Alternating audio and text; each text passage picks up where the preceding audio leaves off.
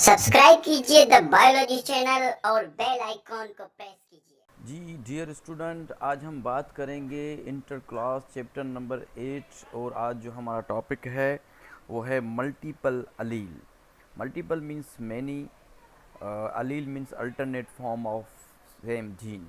तो अगर इस पैराग्राफ में आप डेफिनेशन ढूंढेंगे तो इसकी डेफिनेशन है a gene for a trait having 3 और more allelic form are called multiple Aleel.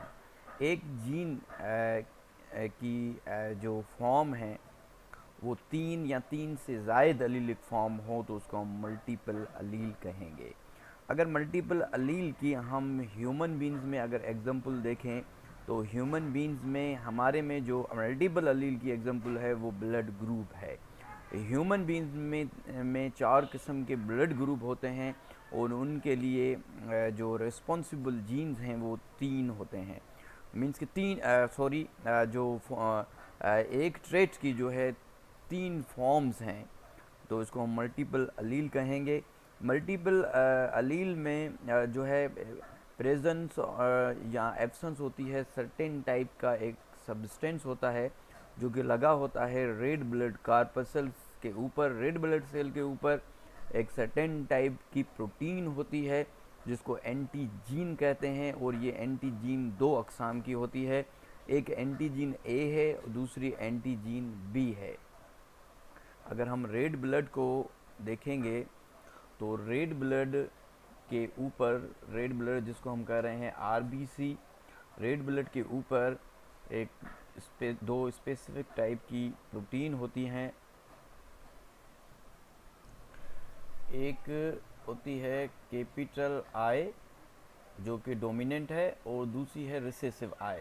Recessive आई कोई भी एंटीजीन जो है अटैच नहीं करवाती, मगर ये जो कैपिटल आई है जिसको कि आइसो हेमोग्लाइटिनोजिन कहते हैं, यहाँ पे अगर ए आके ऐड होगा, ए एंटीजन, तो इसको हम ब्लड ग्रुप ए कहेंगे। अगर यहाँ पे एंटीजन बी अटैच होगा तो इसको हम ब्लड ग्रुप बी कहेंगे। अगर दोनों एंटीजन आके अटैच होंगे तो इसको हम ए बी कहेंगे। अगर आरबीसी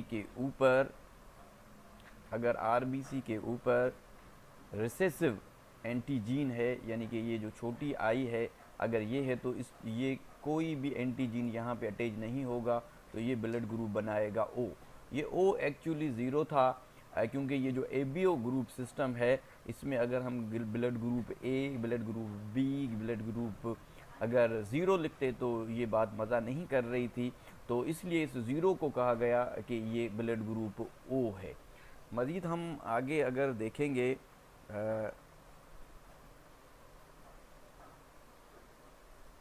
तो अगर हम देखेंगे तो 3 अलील रिस्पॉन्सिबल हैं किसके लिए, इन ब्लड ग्रुप के लिए। जैसे यहाँ पे लिखा हुआ है कि जो स्मॉल आई है इसके लिए कोई भी एंटीजीन नहीं होता, जैसे मैंने यहाँ पे आपको बताया है, और कैपिटल आई जो है वो रिसीव करती है। जो ब्लड ग्रुप ए और बी हैं, क्योंकि इसमें दोनों जीन्स अपने आप को एक्सप्रेस करते हैं, तो ये एक एग्जाम्पल कोडोमिनेंट कैरेक्टर की है। कोडोमिनेंट पे मेरा लेक्चर बना हुआ है, वो आप मेरे चैनल पे देख सकते हैं। अगर हम इस चार्ट पे नज़र डालेंगे तो एक में लिखा हुआ है ब्लड ग्रुप, एक में जीनोटाइप, एक में एंटीजीन और दूसरे में फिनोटाइप। अगर ब्लड ग्रुप ए है तो इसका जीनोटाइप क्या हो सकता है, ये जब मैं क्रॉसिंग आपको कुछ केसेस दूंगा, जब वो आप हल करेंगे तो उसमें आपके लिए हेल्प होगी।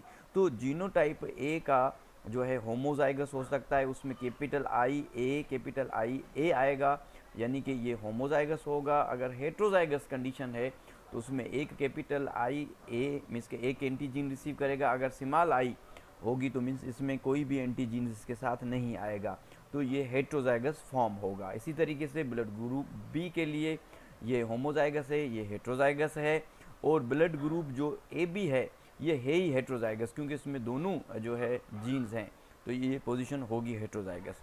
जो ब्लड ग्रुप ओ है इसमें रिसेसिव फॉर्म ऑफ एंटीजीन है, तो यहाँ पे कोई भी एंटीजीन ये रिसीव नहीं करता है, इसमें कोई भी एंटीजीन नहीं है, ये होमोजाइगस है। एक और बात आपने जो ज़हन नशीन करनी है कि ये जो ब्लड ग्रुप ए बी है ये जो है यूनिवर्सल एक्सेप्टर है।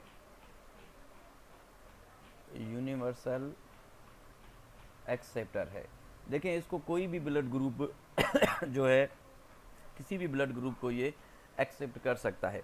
फॉर एग्ज़ाम्पल, अगर इसको इस बंदे को अगर हम ब्लड ग्रुप ए देंगे, इस ए बी वाले को, तो भी ये एक्सेप्ट कर लेगा, क्योंकि इसके पास क्योंकि इसका जो इम्यून सिस्टम है वो एंटीजन ए को भी जानता है, तो एंटीजन बी को भी जानता है। क्योंकि ये एंटीजन ए को जानता है तो ये ए को एक्सेप्ट कर लेगा।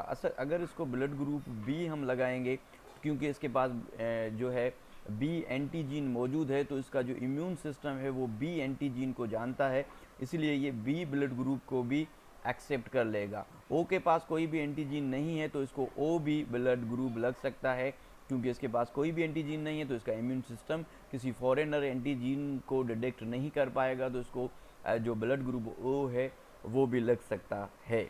अगर आप जो ए ब्लड ग्रुप वाला बंदा है जिसके पास एंटीजन ए है, इसको अगर आप ब्लड ग्रुप बी लगाएंगे तो इसका जो इम्यून सिस्टम है जो कि सिर्फ ए एंटीजन को जानता है, तो बी एंटीजन को क्योंकि नहीं जानता, इसके लिए ये फॉरेनर होगा, तो इस ब्लड को जो हमारा इम्यून सिस्टम है ये कबूल नहीं करेगा, एक्सेप्ट नहीं करेगा। क्यों नहीं करेगा? क्योंकि ये जानता ही एंटीजन ए को है, एंटीजन बी इसलिए इसके लिए जो ये अजनबी है तो इसको नहीं जानेगा, इसको रिपल करेगा और रिएक्शन करेगा ब्लड।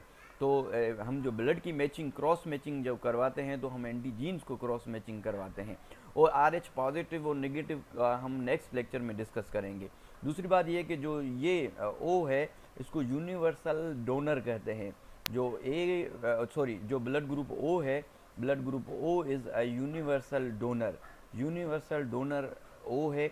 यूनिवर्सल डोनर O क्यों है? क्योंकि इसके पास कोई भी एंटीजीन नहीं है।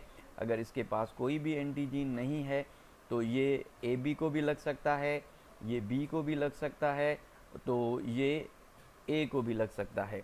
ये किसी को भी आप ब्लड डोनेट कर सकते हैं, इसलिए इसको यूनिवर्सल डोनर कहते हैं। मगर O ब्लड ग्रुप को जब भी ब्लड की ज़रूरत पड़ेगी तो इसको सिर्फ O ही लगेगा। तो इस चार्ट को आप देख लीजिएगा। इस चार्ट के मुताबिक हम जो है केस में आपको दूंगा कि एक हॉस्पिटल में जो है बेबी की मिक्सिंग हो गई है, उसको आप कैसे ब्लड ग्रुप को मैच करवाते हुए आप हल करेंगे, वो हमारे नेक्स्ट लेक्चर में देखिएगा। Thank you so much.